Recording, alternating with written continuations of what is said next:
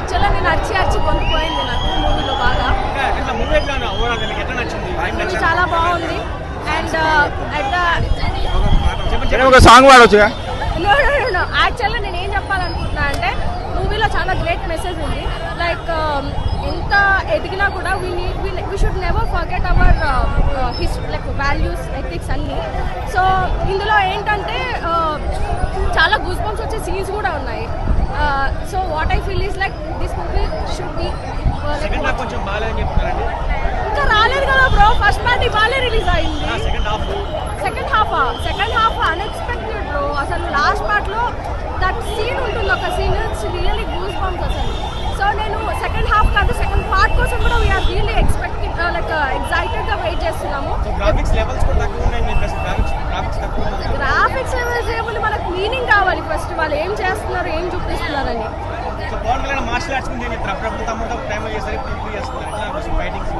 చెప్తున్నా జల్సాలో ఎంత ఎంగుగా ఉన్నారు, ఇప్పుడు కూడా అంతే ఎంగుగా ఉన్నారు. చెప్పాలంటే హీరోయిన్ కూడా డామినేట్ చేస్తున్నారు.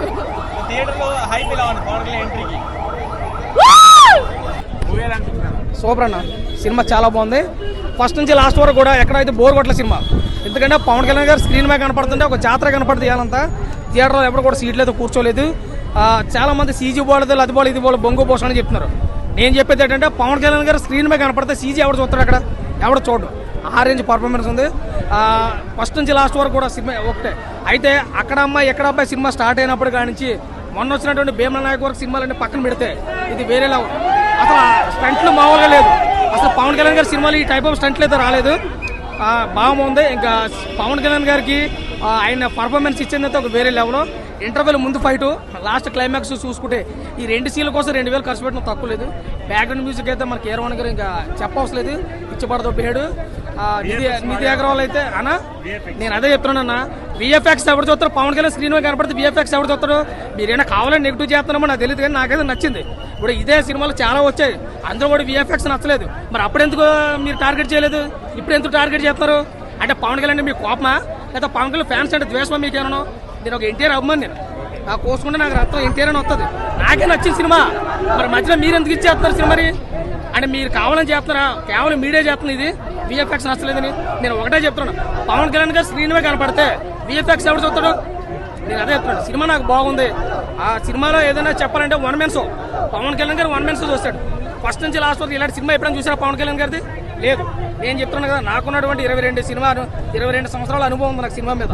పవన్ కళ్యాణ్ గారి సినిమాలో అక్కడ అమ్మాయి ఎక్కడ అబ్బాయి మొదలెట్టిన కానీ మొన్న వచ్చిన భీమల నాయక్ వరకు ఎటువంటి పర్ఫార్మెన్స్ లేదు. ఆయన మేనరిజం ఆడేసిన సినిమా, ఇక్కడ ఇది పర్ఫార్మెన్స్ సినిమా.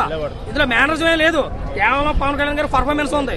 అది చూడాలి కదా మీరు అందరూ. సిఎఫ్ఎక్స్ బాగాలేదు, సాంగ్స్ బాగాలేదు, ఫైట్లు బాగాలేదంటే మీరు దేంటి సినిమాలు 100 కోట్లు మీరు చెప్తారు అన్న. Negative tolls 100 చెప్తారన్నా. ఎవడన్నా సినిమా బాగాలేదన్నా ఎదుర్కొంటే ఇప్పుడు డిబేట్ పెట్టు, నేను మాట్లాడతాను. నిజంగా నేను వెళ్తే నాకు ఏం అవుతుంది, అవతలకి వెళ్తే 10,000 ఇచ్చి కెపాసిటీ నాకు ఉంది, ఇచ్చిపోతాను నేను. సినిమా కంటే ముందే బాయ్కాట్ ట్రెండింగ్ అన్నాడు. ఎంత చెప్తున్నా కదా, చేసేటోళ్ళు 100 చెప్తారన్నా. సినిమా థియేటర్లో కూర్చొని చూస్తే కదా దాని ఎవడన్నా సినిమా మధ్యలో వేసిపోతారు. ఎలాంటి సినిమా అన్నా కానీ కనీసం టాయిలెట్ కూడా వెళ్ళలేదు ఎవడన్నా. ఇంటర్వెల్ సీన్లో కూడా అంత కూర్చున్నారు. అంత బాగుంది సినిమా. ఒక సనాతన ధర్మం మీద తీసుకున్నాడు సినిమా కాబట్టి.